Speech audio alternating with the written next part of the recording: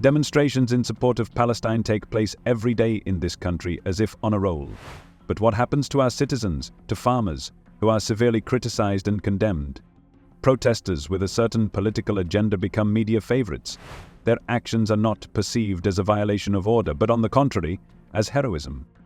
These actions escalate into violence all the time. Amsterdam is a vivid example of how peaceful intentions turn into chaos and destruction. Today, I'm going to show you footage of a pro-Palestinian demonstration where it turns into a blockade, angering local residents.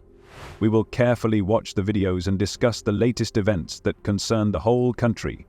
Local residents stand up for their rights and speak out against the representatives of the middle class who support blocking roads for the sake of the Palestinians. If the police continued to turn a blind eye to the actions of these extremists who violate the law, then the public may take the situation into their own hands. Get off! 2934! 2934!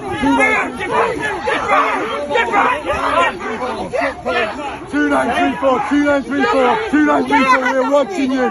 2934! 2934! 2934!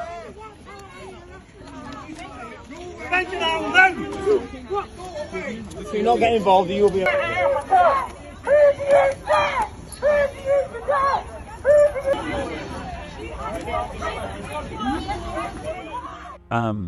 There are peaceful protests, but unfortunately there are some participants among the protests who are trying to gain the upper hand by suppressing the voices of others. It was only a matter of time before the public would finally begin to react to such outrages. Yesterday we witnessed a shocking video in which demonstrators insulted counter-protesters with racist chants. These are not just words. This is a manifestation of hatred that should have no place in our society. I wouldn't have any problems with getting on a P&O ferry, and I think it's really important that we've secured this investment for Britain, because this investment in the Thames Gateway port will bring good jobs, paying decent wages to people in that community in Essex, and will also expand our capabilities to import and export around the world. Something alarming is happening in Amsterdam right now with pro-Palestinian radicals. It's just impossible to ignore it. Pay attention to this, because such events cause serious concerns and require our attention.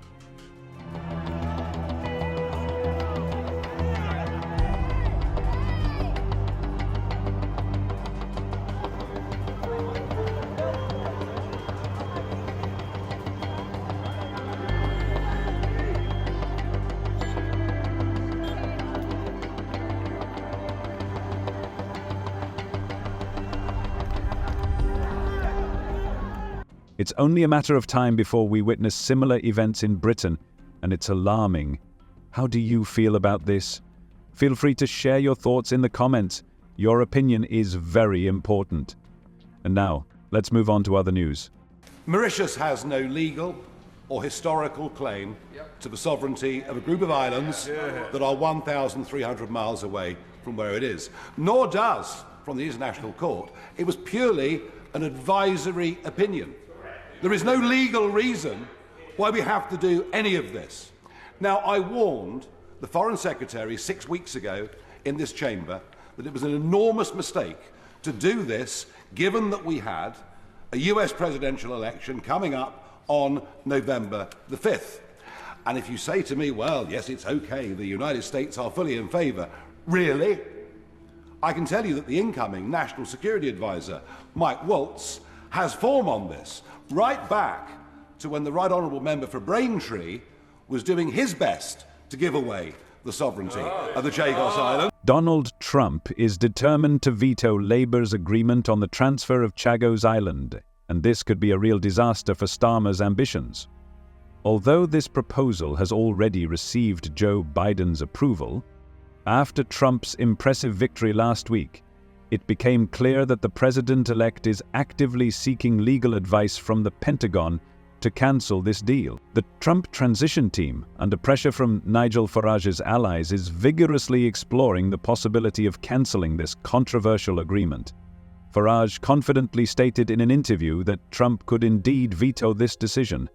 At the same time, a US government source said that Trump had already received information from the UK about the situation with Chagos and asked his team to cooperate with the Pentagon to obtain the necessary legal support. He has clearly outlined his position against the deal if it is recommended by the Ministry of Defence, taking into account global security. It is clear that the British briefing on this issue was prepared by Martin Howe, a leading pro-Brexit lawyer, who noted that David Lammy's decision was based only on an advisory notice from the International Court of Justice. There is, I can assure you, having been in America last week, knowing also the incoming Defence Secretary very well, there is outright hostility to this deal.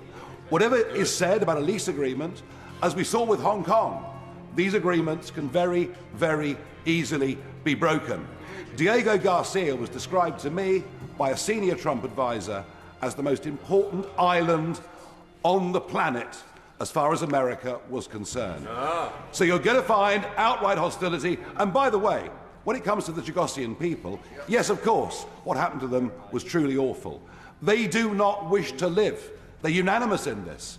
They do not wish to live under Mauritian rule. They want to live under British rule because they actually trust us. There is no basis for this agreement to continue as it is, and if you do, you'll be at conflict with a country without which we would be defenceless.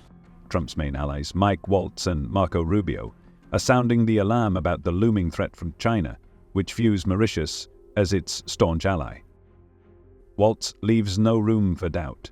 If the UK hands over control of Chagos Island to Mauritius, I am absolutely sure that China will immediately take advantage of this opportunity and fill the vacuum that has formed. Marco Rubio, Trump's Assistant Secretary of State, also does not hide his concern. This deal opens the door for China, allowing it to obtain valuable intelligence information about the naval center in Mauritius. Today, the Minister for Overseas Territories from the Labour Party, Stephen Doughty, found himself under a barrage of criticism from the British right because of this agreement. The new National Security Advisor, Mike Waltz, has long taken a clear position on this case, starting from the moment when former Foreign Minister James Cleverly tried to deprive the island of Chagos of sovereignty. We're moving on to the latest news. Meghan Markle has finally decided to openly discuss with Prince Harry how to sever her ties with the royal family.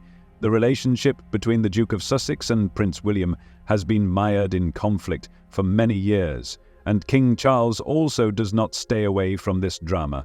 After Princess Kate announced the end of her chemotherapy course, she began to return to public life, and according to sources, is trying to convince Prince William to take a step towards his brother.